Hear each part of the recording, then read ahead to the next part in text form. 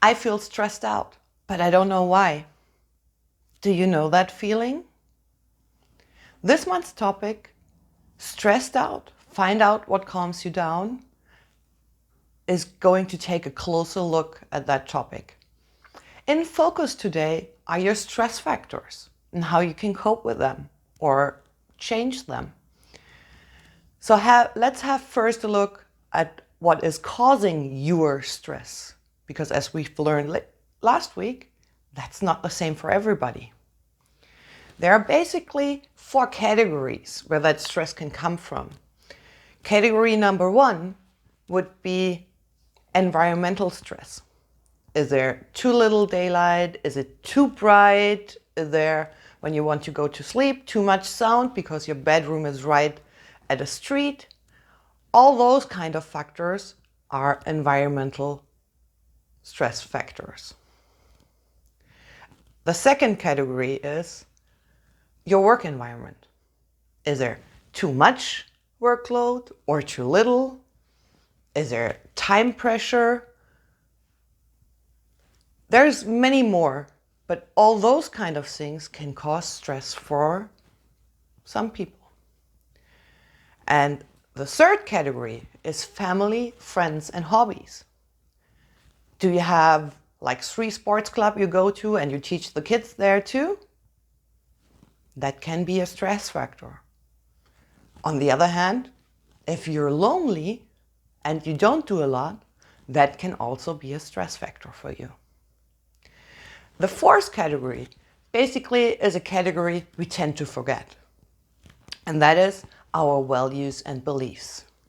There are some beliefs that have been instilled in us while we're still little children. This could be, I have to be perfect every time, or I have to be there for everybody.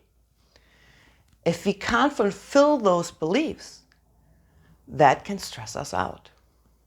But there are ways around it. I will talk about 3 ways how you can lessen the impact of those things. One is, can you kick the stress factor out of your life? Let's take that example from your bedroom right at the street. Is there a room in your flat or in your house that you can transfer to the one where your bedroom is right now, so you can get a quieter bedroom? Or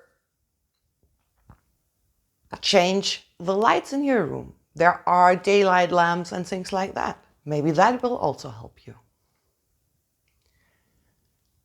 The second possibility to lessen the impact is actually lessen the impact.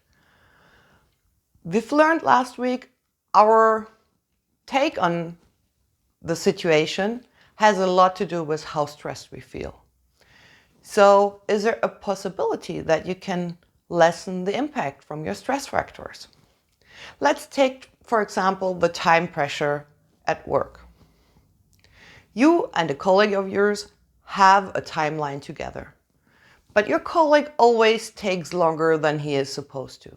And then you have to do your time, your stuff in the half of the time. Does that really have to be like that? Can you talk to your colleague or maybe your boss that you get separate timelines? The third category is empowering yourself. Again, we learned last week that what you think of your ability to cope with that situation actually determines your stress level.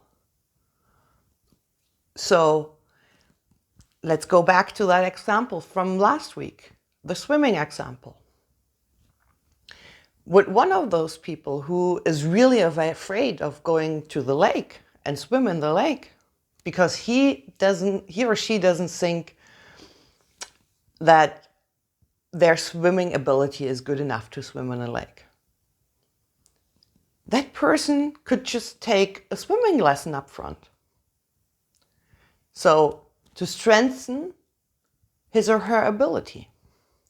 Or could talk to another friend who feels comfortable and tell him, you know, I'm a little afraid. Could you stay close by in case something happens? That would also make the stress level go a lot lower.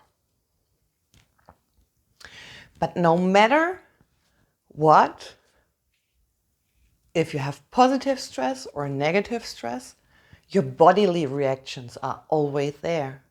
This is why next week we're going to have a deep look at your time to relax. Because if you are stressed by something, positive or negatively, you need to digest that stress level and relax so your body and your mind can refreshen.